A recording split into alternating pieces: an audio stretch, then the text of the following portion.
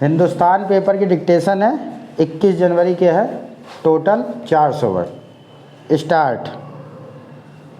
पहला प्रश्न तो यह है कि उच्चतम न्यायालय के न्यायाधीश किस प्रकार नियुक्त किए जाएं।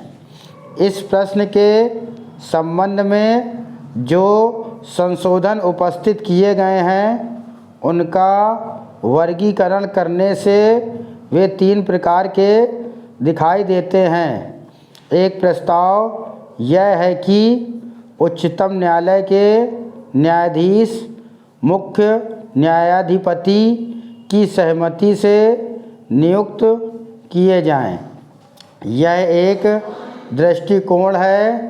दूसरा दृष्टिकोण इस प्रकार है कि राष्ट्रपति जो नियुक्तियां करें उनका समर्थन संसद के 2/3 बहुमत से होना चाहिए। तीसरा सुझाव है कि वे राज्य परिषद से परामर्श लेकर नियुक्त किए जाने चाहिए। जो प्रश्न उठाया गया है वह बहुत महत्वपूर्ण है। इस संबंध में सभा में किसी प्रकार का मतभेद नहीं होना चाहिए कि हमारी न्यायपालिका का कार्यपालिका से कोई संबंध नहीं होना चाहिए और उसमें योग्य व्यक्ति होंगे।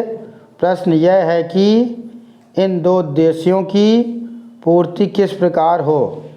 अन्य देशों में इस प्रश्न को 2 प्रकार से हल किया गया है। इंग्लैंड में सम्राट बिना किसी परिसीमा के नियुक्तियां करता है, जिसका अर्थ यह है कि सामाजिक कार्यपालिका नियुक्तियां करेंगी।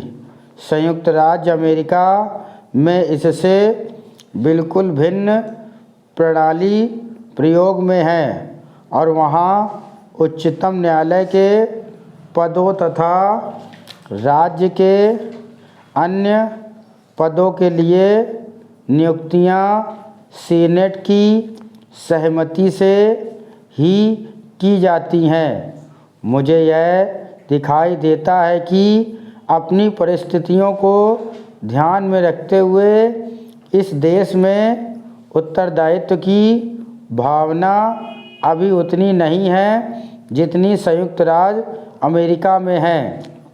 यह खतरनाक सिद्ध होगा कि राष्ट्रपति बिना किसी परिसीमा के नियुक्तियां करें, अर्थात सामयिक कार्यपालिका के परामर्श से ही नियुक्तियां करें। इसी प्रकार कार्यपालिका की प्रत्येक नियुक्ति के संबंध में विधानमंडल की सहमति प्राप्त करना भी बहुत उपयुक्त उपबंध नहीं है।